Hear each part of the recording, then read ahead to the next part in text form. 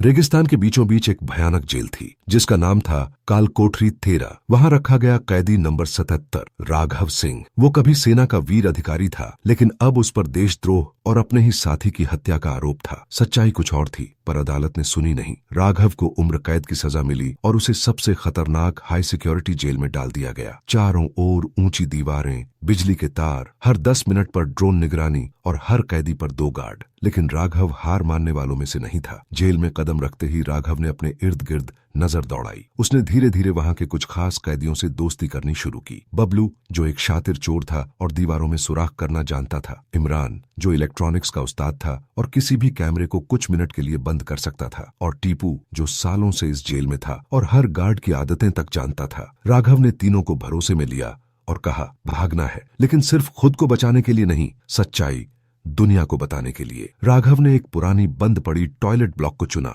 मैंने आपसे वादा किया था कि जो लोग इस चैनल को सब्सक्राइब करेंगे और एक प्यारा सा कमेंट करेंगे, मैं अगली वीडियो में उनका जिक्र जरूर करूंगा। और आज मैं अपना वो वादा निभा रहा हूं।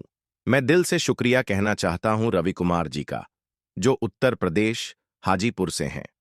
आपने ना सिर्फ इस चैनल को सब्सक्राइब किया, बल्कि एक ऐसा प्यारा कमेंट भी किया जिसे पढ़कर दिल भर आया। आपकी तारीफ मेरे लिए सिर्फ एक ताली नहीं, बल्कि एक एहसास है कि मैं सही राह पर हूं और मेरे बनाए हुए शब्द कहीं ना कहीं किसी के दिल तक पहुंचते हैं। वहां गंदगी थी, लेकिन वहीं से एक गुप्त सुरंग की शुरुआत हुई। बबलू ने एक लोहे का पुराना चम्मच और प्लेट चुराई और मिट्टी खोदना शुरू किया। रोज आधी रात के बाद जब गार्ड ऊंघते थे, चारों कैदी बारी बारी से खुदाई करते। सुरंग धीरे धीरे बढ़ती रही। इमरान ने जेल का बिजली बोर्ड खोलकर एक ऐसी वायरिंग निकाली जिससे रोज रात 2:45 बजे से 2:50 तक कैमरे बंद हो जाते थे। बस यही 5 मिनट उनके लिए सबसे कीमती थे। टीपू ने गार्ड्स की शिफ्ट टाइमिंग और पेट्रोलिंग रूट को ठीक से नोट किया। 3 महीने तक लगातार मेहनत के बाद सुरंग कुएं तक पहुंच चुकी थी, जेल से लगभग 32 फीट बाहर। वो रात आई जब आसमान में बादल गरज रहे थे, बारिश की फुहारें पड़ रही थीं। चारों ने तय कर लिया, आज या कभी नहीं। इमरान ने जैसे ही बिजली बंद की, कैमरे अंधेरे में खो गए। टीपू ने गार्ड को दूर भेज दिया। राघव और बबलू सुरंग में घुसे, रेंगते हुए बाहर निकले। उनकी सांसें तेज थीं, लेकिन कदमों में भरोसा था। बाहर पहले से रखे हुए कपड़े और बाइक तैयार थी, जिसे राघव के एक पुराने साथी ने पहले ही वहां रख छोड़ा था। तीनों ने अपने कपड़े बदले, चेहरे ढंके और तेजी से अंधेरे में गायब हो गए। सुबह जेल में हड़कंप मच गया। कैदी नंबर 77 गायब था। अफसर हैरान, कैमरे बंद, कोई सुराग नहीं। कालकोठरी 13 से भागने के बाद राघव,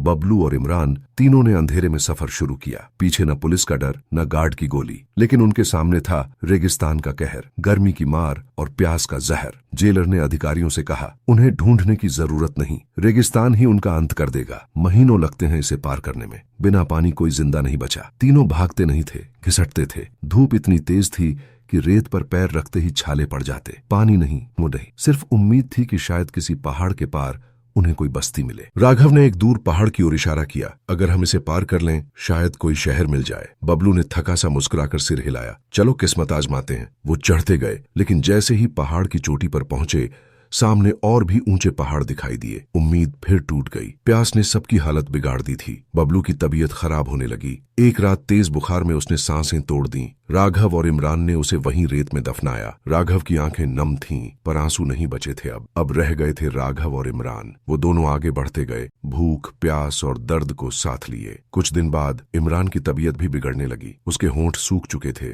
आंखें धंस चुकी थीं। राघव ने उसे संभालने की कोशिश की, लेकिन वो बोला, राघव, अगर तू बच गया तो सबको बता देना कि हम बेगुनाह थे। और फिर इमरान भी साथ छोड़ गया। अब राघव अकेला रह गया था। 20 दिन बीत चुके थे। 20 दिन बिना एक बूंद पानी के। शरीर जवाब दे रहा था, पर दिल अब भी अपनी बेटी और पत्नी की तस्वीर लिए चल रहा था। और तभी दूर एक झोपड़ी दिखाई दी। राघव जैसे तैसे वहां पहुंचा। झोपड़ी में कुछ ग्रामीण थे। उन्होंने उसे पानी पिलाया, खाना दिया, जख्मों पर दवा लगाई। राघव ने कांपते हुए पूछा, रामपुर शहर कितनी दूर है यहाँ से? एक बूढ़ा ग्रामीण मुस्कुराया और बोला, रामपुर? बेटा, ये जो बगल में गांव है ना, वही तो रामपुर है। राघव की आंखों से पहली बार सुकून के आंसू निकले। वो दौड़ते हुए अपने गांव की ओर निकला और आखिरकार वो अपने घर पहुंच गया। दरवाजा खोला, उसकी पत्नी सामने खड़ी थी। वो कुछ पल उसे देखती रही, फिर जोर से रो पड़ी। राघव बोला, मैं बेगुनाह हूँ, मैं वापस आ गया हूँ। पत्नी ने कहा, अब हम यहाँ नहीं रहेंगे, हम इस शहर को छोड़ देंगे, किसी ऐसी जगह जहाँ तुझे कोई झूठा केस दोबारा न सताए। कुछ ही दिनों बाद राघव, उसकी पत्नी और बेटी विदेश चले गए। वहां एक नई जिंदगी शुरू की। न कोई केस, न कोई जंजीर, बस आजादी और परिवार। और बस दोस्तों, यही थी राघव की कहानी। एक सच्चे इंसान की, एक निर्दोष आत्मा की, जिसने न सिर्फ अपनी आजादी की लड़ाई लड़ी बल्कि अपने टूटे हुए वजूद को फिर से जोड़ने की हिम्मत दिखाई।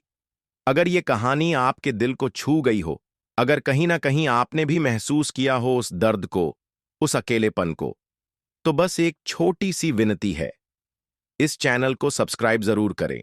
क्योंकि जब आप सब्सक्राइब करते हैं तो सिर्फ एक बटन नहीं दबाते, बल्कि उस सफर का हिस्सा बनते हैं जिसमें कहानियां सिर्फ सुनी नहीं जाती, महसूस की जाती है।